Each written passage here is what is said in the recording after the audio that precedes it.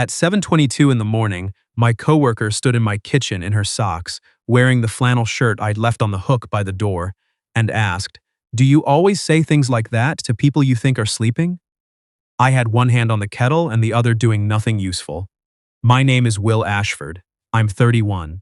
I work as a project coordinator for a mid-size engineering firm in Ottawa, and I have spent the better part of 3 years perfecting the art of wanting something I had no business wanting. Her name was Sabine Lefebvre. She was 29, a structural engineer on our team, the kind of person who could explain load-bearing calculations to a client and still somehow make them laugh. She had moved to Ottawa from Montreal 4 years ago and still, occasionally, cursed in French when something frustrated her. She was my closest friend at work, and outside of it, the person whose name I typed before I thought better of it, the person whose opinion I wanted before I wanted my own. She was also the reason I had been awake since 4 a.m. The night before, our company had put on its annual winter party at a rented event space in the Glebe. Open bar. Catered food that was slightly better than it had any right to be. Someone had hired a DJ who kept playing 2010s throwbacks like he was trying to heal something. Sabine had shown up in a dark green dress and spent the first hour telling me she wasn't going to drink because she had a site visit Monday morning and wanted to be responsible. By 10 p.m., she was on her third glass of red wine and explaining to me, very seriously, that the Rideau Canal was underappreciated as a civic achievement. "It's not just a skating rink," she said, leaning into my shoulder. "It's infrastructure. People don't respect infrastructure." "You're an engineer," I said. "You're professionally required to say that." "I'm professionally required to be right," she pointed at me. "Which I always am." I laughed, and she smiled at the room like she'd won something. But then her hand stayed on my arm, and she didn't quite look away, and for a moment, the party noise went distant. That was always the trouble with Sabine. Even half joking, she found the exact frequency I kept locked. When the crowd thickened and the music got louder, I told her I was getting her home. She argued for about 12 seconds, then rested her forehead against my shoulder and said, "Okay, but don't make that face. The responsible one. It makes me feel like a liability." "You're not a liability." I spilled red wine on the VP of infrastructure. He had it coming. She laughed into my coat sleeve. I should have taken her to her apartment in Centertown. That was the plan. But when we got there, she searched her purse twice and produced her transit card, a lip balm, a grocery receipt from Loblaws, and no keys. Her roommate was home for the holidays in Quebec City. Sabine stood at her building's front door, looking at it like it had personally wronged her. "I'm a capable adult," she announced. "You are? I own a laser level. I know." She looked embarrassed then, the brightness sliding off her face. "I'm sorry. My place is 10 minutes away," I said. "You take the bed. I'll take the couch." She looked at me for a moment longer than she needed to. Then she nodded. In the car, she went quiet. Snowflakes hit the windshield and melted. The city was that particular kind of still that only happens in December, when the cold presses everything down, and even the traffic sounds soft. At a red light on Bank Street, she turned toward me. "Will, yeah, do you ever get tired of being so steady?" My hands tightened on the wheel. I watched the light. "You're a bit drunk, Sabine. That's not a no." "No," I said quietly. "It's not." She smiled like she'd filed something away. Then she closed her eyes and didn't say anything else until we got to my place. At my apartment, I got her water and 2 Advil and dug out a pair of clean track pants that were going to be enormous on her. I left my flannel shirt on the hook by the bathroom door because she was shivering and her green dress was not built for a Canadian's December. I kept my eyes on the hallway wall when I said, "Take whatever you need. I'll be in the kitchen." "You're very decent," she called through the door. "I try. You hide behind it." That one stayed with me. A minute later, she came out wearing the track pants rolled up 4 times at the ankle and my flannel shirt with the sleeves pushed to her elbows. Her hair was down around her shoulders. She looked smaller in my things, but not fragile. Sabine never looked fragile. She looked like someone who had walked up to a door she'd been passing for years and was deciding whether to knock. She caught me watching. "What?" she said. "Nothing. You always say that when it's something." I turned to pull the duvet back on my bed. "You need sleep." She sat on the edge of the mattress and watched me with her chin tipped slightly up. When I straightened, she caught my wrist. "Not hard, just enough." Stay until I fall asleep? Every reasonable part of me said no. But her thumb moved once, just once, across my pulse, and I sat in the chair beside the bed. She lay down, loosely holding my wrist like she needed the anchor. The room was dark except for a stripe of light under the door. Her breathing slowed. Her grip softened. And then, in that space where I thought she'd already crossed into sleep, she murmured, "You never let yourself want things." I thought she was under. I looked at her face, relaxed against my pillow, dark hair spread out, my flannel shirt bunched near her shoulder, and I said the thing I had no business saying. Because wanting you, Sabine, and doing nothing about it, is the only version I know how to survive. Her fingers went still around my wrist. I sat there not breathing right until I was certain she was asleep. Then I went to the couch and spent the rest of the night staring at the ceiling of my own apartment like a man who had just confessed to the wall and wasn't sure if the wall had heard. And now it was 7:22 in the morning, and she was standing in my kitchen in my flannel shirt, and she looked considerably more awake than someone who had deserved to. The kettle clicked off. I didn't move. "How much do you remember?" I asked. Sabine pulled my shirt sleeves over her hands, a habit she had apparently developed in the last 8 hours. "Enough," she said. "That's not an answer. It's an honest one."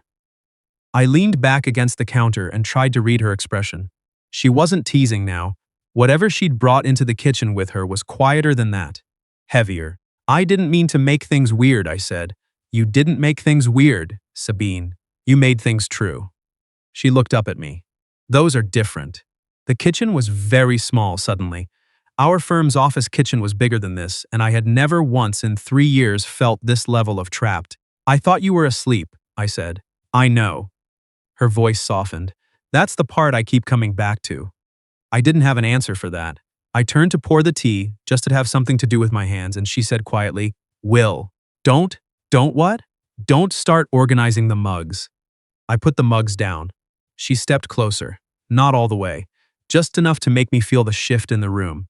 "You said you could only survive the version where you wanted me and did nothing. So I'm asking, what does the other version look like?" I looked at her.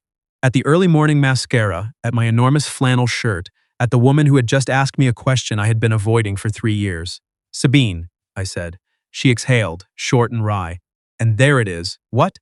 "That tone. The one you use when you're about to talk both of us out of something." I opened my mouth. I closed it. Because she was right. I had a gift for making caution sound like wisdom. I could rename fear as patience, call loneliness a personality trait, turn keeping my distance into something that looked almost like respect. I had been doing it so long it felt like character. But it was different with Sabine. She wasn't someone I could walk away from after the fact and feel relieved about. She wasn't a date that hadn't worked out.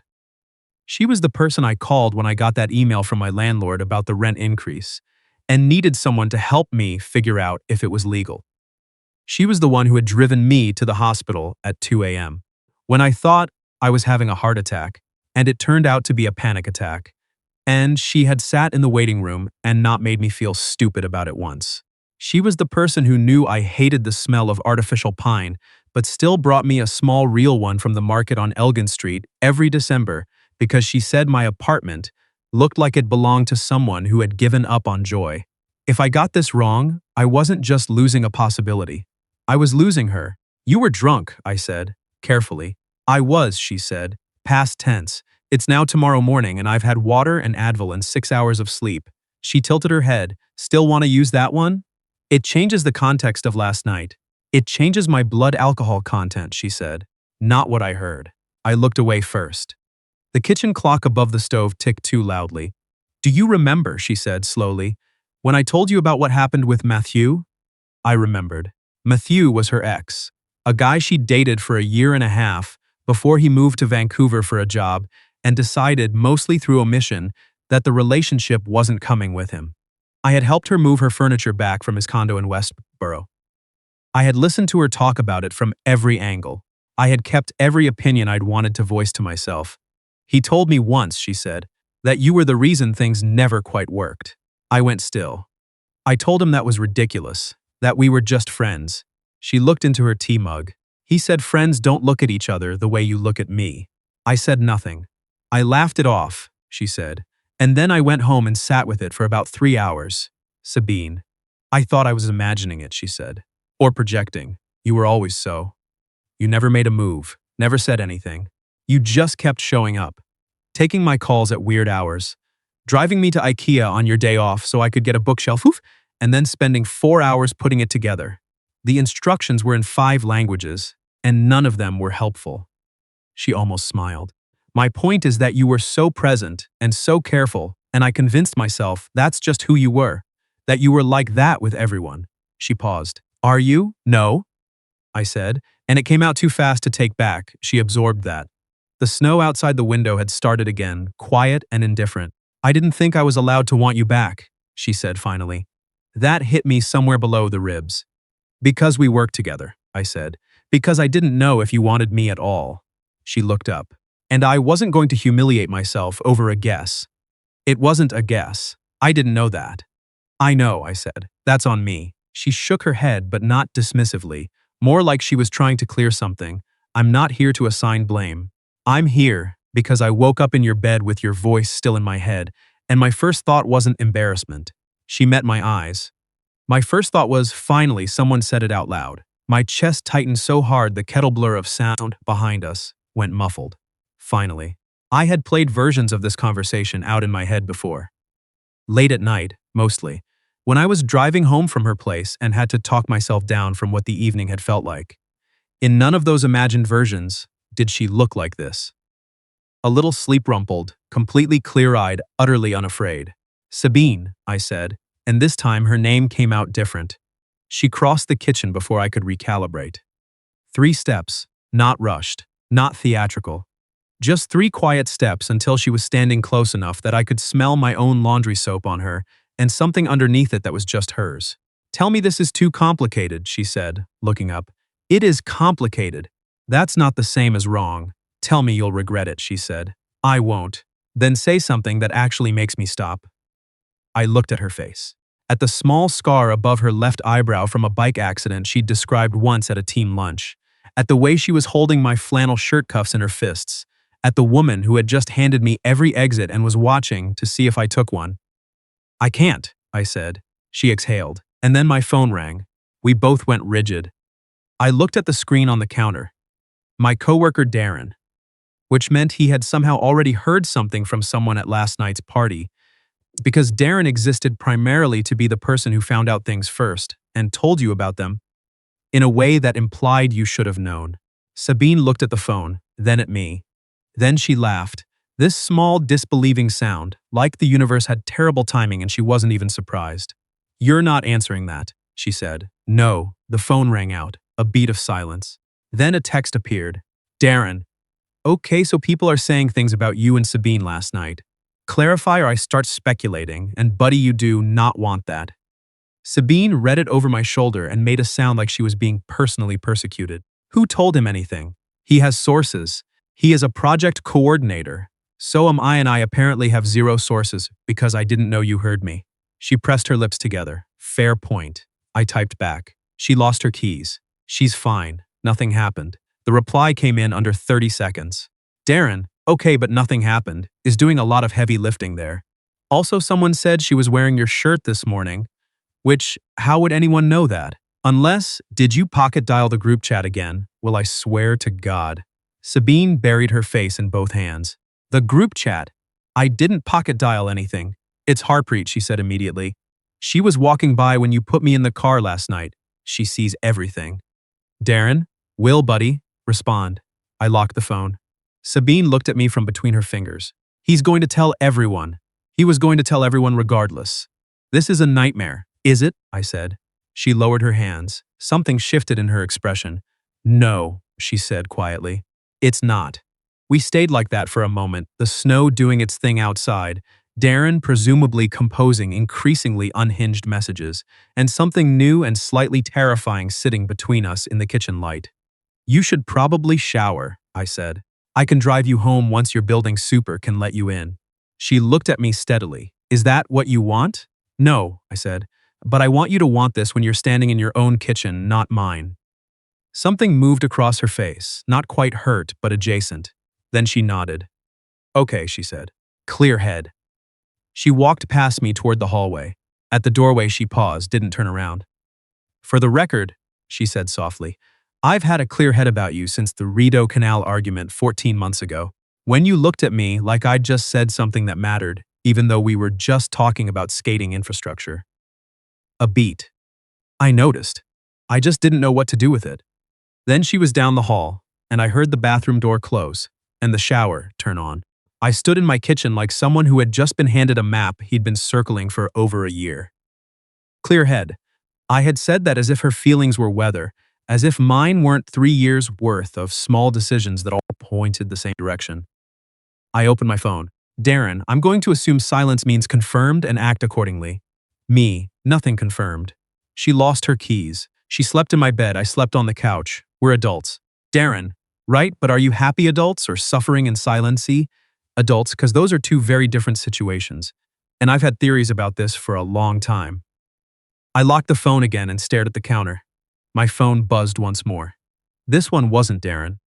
It was a number I recognized and had not expected. Jess, my ex. We'd dated for almost 2 years, ended things 18 months ago on terms that were technically mutual and actually complicated. The message said, Hey, I'm back in Ottawa for the holidays. Would it be weird to grab coffee? I looked at Jess's name. I looked at the flannel shirt hook by the door where Sabine's green dress was folded over the peg. I looked at the track pants she'd rolled up on my bathroom floor. I looked at the mug she'd been drinking from, the one that said National Capital Commission that my dad had given me as a housewarming joke. I typed back, Hey Jess, hope you're doing well. I don't think coffee is a good idea right now. Take care. I hit send. Then I put my phone face down on the counter and didn't pick it up. By the time Sabine came out, she was back in her green dress with my flannel shirt over it, her hair combed through with her fingers, slightly damp. She looked like someone who had made a decision and hadn't announced it yet. Your water pressure is appalling, she said. I know. It's like being misted by a very polite cloud. The building's old. The building is giving up. She sat down at my kitchen table and wrapped both hands around the mug. There was a quiet between us that was different from the morning's first quiet. Less charged, more settled. We had found our rhythm again. The way you find a familiar street even in the dark. She stayed for another hour. We talked about the party, about the VP and the red wine incident, about Darren's existing reputation as the firm's unofficial intelligence network. Every few minutes she'd pull my flannel shirt tighter like she'd forgotten she had it on. At 10:15 her building super called. He could let her in at noon. She put him on speaker and gave me a look that said, This is your fault for having a comfortable couch. I made eggs. She told me I was using too much butter, then ate everything on her plate. At noon I drove her to her building. We didn't talk much in the car. The city was bright with Sunday snowlight, that particular quality of winter morning in Ottawa that makes everything look like it's been reset. In front of her door she turned to face me. She had my flannel shirt still on over her dress. She started to take it off. Keep it, I said. Her hands stilled on the buttons. Will, you get cold on site, I said. It's practical. She looked at me for a long moment. Then she held it around herself. I'm going to go in, drink approximately 1 liter of water, and probably have feelings about last night for several hours. Reasonable. And Saturday, she said, you're coming to the market on Elgin with me. My chest did something inconvenient. Am I? Yes. 7:30. We're going to walk around and drink overpriced cider and talk. No work phones, no Darren, no responsible voice. She held my gaze, and if the conversation goes somewhere we haven't been before, we let it, I said. Something in her face settled. She reached out and briefly touched my arm. Then she went inside. I watched the door close. I sat in my car for a minute in the falling snow. Then I drove home. My phone buzzed on the seat. Darren? Okay, Harpreet just confirmed the flannel shirt thing, and I need you to understand I am driving. I ignored it. There was another message below it. Jess, oh, okay, that's honest. I hope things are good for you. I stared at that one for a moment. Then I typed back, they're getting there, and I meant it. Saturday arrived at its own pace. I changed jackets twice, which was pointless because Sabine had seen me with a broken arm in a sling, covered in drywall dust the one time I'd tried to fix my own wall, and sitting in a hospital waiting room at 2 a.m. looking like a person who was unraveling. The idea that I had mystery left to protect was embarrassing. I knocked on her door at 7:28. She opened it in 2 seconds, like she'd been standing at it. She was wearing her coat and her scarf and underneath my flannel shirt. I looked at it. She looked at me looking at it. I was cold, she said. Of course, and possibly testing something. And she stepped out into the hall and pulled her door shut. Ask me in an hour. We walked to the market. The morning was the sharp, specific cold of an Ottawa December that requires actual preparation and punishes optimism. We got cider from a vendor who appeared to have been standing in the same spot for 40 years, and we walked and talked and did not, for the first time in 3 years, talk around the thing we were both thinking about. She told Kin it started for her. Not a single moment. A slow accumulation. Me fixing her bike chain in the parking garage one day in October, when she had a meeting in 20 minutes and her hands were too cold to grip the tool. Me knowing, without being told, that she needed the window seat on the work trip to Halifax because she got motion sick on buses. Me sending her a stupid news article about a historic bridge in Quebec being restored, and her realizing she had laughed at it before she even fully read it because she'd known already that it was going to be the kind of thing she'd want. I didn't know what to do with it, she said. You were so available and also completely unavailable at the same time. You were there for everything and you never once reached. I didn't want you to feel like there was a cost, I said. Like I was being your friend and keeping a tab. I know. She stopped walking. We were beside the canal now, the ice surface gray-white under the winter sky. I know that. That's not what it was. But Will, you could have just asked. I was afraid of what you'd say. Which is? No. She turned to face me fully. And if I'd said no, I would have lost you differently. You wouldn't have lost me, she said. I'm not that fragile. I know. I was the fragile one. She looked at me for a long moment. Then, you love me. It wasn't a question. It came out like someone reading a sentence they'd deciphered after a long time and finally saying it aloud. Yes, I said. She exhaled. The breath showed in the cold air. I know you're not asking me to say it back right now, she said. I'm not, but I want to. She looked at the canal. I want to tell you that the 100 small things you've done, they accumulated into something I couldn't have named until last night. But I know what it is now. She turned back to me. So say it, I told her. I love you, she said. I've probably loved you since the IKEA bookshelf, and I have been very annoying about it. I laughed. The sound of it surprised me, loose, genuine, the kind of laugh that happens when relief and joy and 4 years of tension exit the body all at once. She smiled. And then I kissed her, standing beside the Rideau Canal on a December morning, with cider going cold in my hand and the snow starting again around us. And it was not graceful at all because I miscalculated the angle and she laughed into it. And then she wasn't laughing anymore. When we pulled back, she looked at my face like she was checking whether it had changed shape. Well, she said. Yeah, I said. Okay. She tucked her hand into my coat pocket, which was not a thing we'd ever done before, and it fit like it had always been the plan. The cider's cold. I know. We should walk. We should. We walked. She held my hand, my pocket. The canal stretched out beside us and a dog ran past and its owner apologized. And Sabine said it was fine and I thought, yes, this specific combination of ordinary and new and terrifying. My phone buzzed. Darren, sources have confirmed canal sighting. I just want you both to know that I've been shipping this since the Halifax trip. I have notes. Sabine read it over my shoulder. She groaned. He has notes, she said.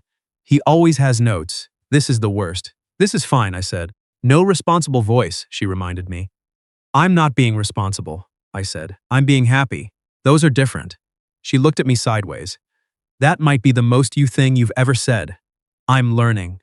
She leaned her head briefly against my shoulder as we walked. The snow fell on the canal and on the market stalls and on the city that had held both of us long enough.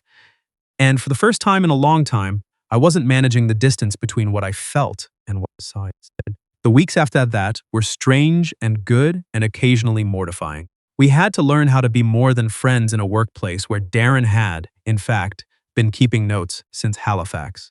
The first time I brought her coffee from the place on Spark Street she actually liked, she looked at the cup and then at me and said, "You can't do that here or I will lose all professional credibility immediately." The second time I did it anyway, she took it without a word and smiled at her screen for the rest of the morning. We disagreed about things. She was messier than I'd understood. I was more prone to going quiet than she could tolerate. Once I canceled plans because a work deadline had hollowed me out, and I didn't want her to see me at low tide. She showed up at my apartment 40 minutes later with soup from the Lebanese place on Bank Street and the specific expression of someone who was patient but also not going to enable avoidance. "You don't get to disappear," she said. "Even when you're low." "I know. Say it like you mean it." "I know," I said. And that time I did. She sat with me until disappearing didn't feel like the only option. Another time she convinced herself, mid-February, that the good things in her life had an expiry date. A project she'd loved got canceled, her dad got a health scare that turned out to be minor, but scared her badly, and she came home from work one Wednesday and just sat on her floor surrounded by rolled-up blueprints and didn't say anything for 20 minutes. I sat beside her on the floor. She said eventually, "I keep waiting for the other shoe." "I know," I said. "What if you're a shoe?" "I'm not a shoe." "Will Sabine." "I am not a shoe." She laughed at that, short and ragged, and I put my arm around her and she leaned into it, and we stayed on her floor until the low thing in the room had some company and became smaller. By March, she had a key to my apartment. I had a designated spot at her kitchen table and a drawer that held exactly 3 things: a phone charger, a book I'd lent her and been relending for 8 months, and a small bag of the exact coffee I liked that she'd started buying without announcing it. My colleagues adjusted. Harpreet said she'd known since October of the previous year. Darren said he'd known since Halifax, which was apparently longer. Our manager said nothing, which in that particular workplace was the highest possible form of approval. In April, we went back to the Elgin Street Market. The winter vendor was still there. We got cider again, and Sabine pointed out that the price had gone up 50 cents since December. "Infrastructure," I said. "Don't. Inflation effects. I will leave." "You won't." She looked at me and didn't leave. She put her hand in my coat pocket, same as before, and we walked the same loop along the canal, but the day was different. Warmer, the ice long gone, the water moving. She said at some point, "Do you get tired of being steady?" I remembered her asking me that the first night, drunk and tilted toward me in my car. "Sometimes," I said honestly, "but not with you." She looked at me sideways. "You make it feel less like restraint," I said. "More like just being where I am." She nodded slowly.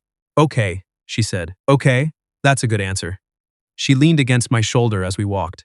"I was always going to give you a chance to get there." "You could have told me that." "You needed to get there yourself." "That is very annoying of you." "You love me." "I do," I said. She smiled at the canal. That summer, she officially claimed the flannel shirt. I stopped asking for it back around June. By August, she'd had it dry cleaned and returned it to my hook with a post-it note that said, "I know where you live," and a small drawing of a structural beam, which was as romantic as Sabine got when she was being funny. I framed the post-it. She told me. I agreed and left it on the wall. One evening in September, we were back at a party. Different occasion, a friend's engagement. Same general configuration as December. A rented space, people we knew, the specific low hum of a night that could go anywhere. Sabine was in a different dress this time, dark blue. She had one glass of wine and stopped. Somewhere around midnight, she leaned against my shoulder, sober and warm. "Do you ever get tired of being steady?" she asked. And just like before, the words landed between us. "Yes," I said. So I stopped. She lifted her head and looked at me. "You stopped," she repeated. "I stopped being tired of it," I said, "because now it doesn't feel like holding back. It feels like." I looked at her, showing up. She was quiet for a moment. Then she set her glass down and took my hand. "Okay," she said. "That's the most you thing you've ever said. You already said that. It keeps being true." We left before midnight. The walk home was cold, the way September evenings in Ottawa go cold, sudden and honest. She had my jacket over her shoulders. At my building door, she stopped. "I have something for you," she said. From her coat pocket, she pulled a key. Not mine, hers. A copy she'd made at the hardware place on Gladstone. She held it out in her palm. "I keep losing evidence," she said very seriously. "This seems more efficient." I took the key. She raised her eyebrows, waiting for something responsible and measured. Instead, I kissed her there in the doorway. With the September cold moving around us, and my neighbor's dog barking somewhere on the other side of the door, and she laughed into it, and I held her in the doorway until the laughter settled into something quieter and warmer and I thought about all the ways I'd almost not said the thing I'd said when I thought she was sleeping, and how the flannel shirt still hung on the hook inside, and how I was exactly where I'd been trying not to admit I wanted to be. If you'd been there that December morning, coworker in your kitchen, your shirt on her shoulders, asking if you meant what she'd heard in the dark, what would you have done? Have you ever had the conversation you kept putting off? Tell me in the comments. If this one stayed with you, leave a like and subscribe. I'll see you in the next one.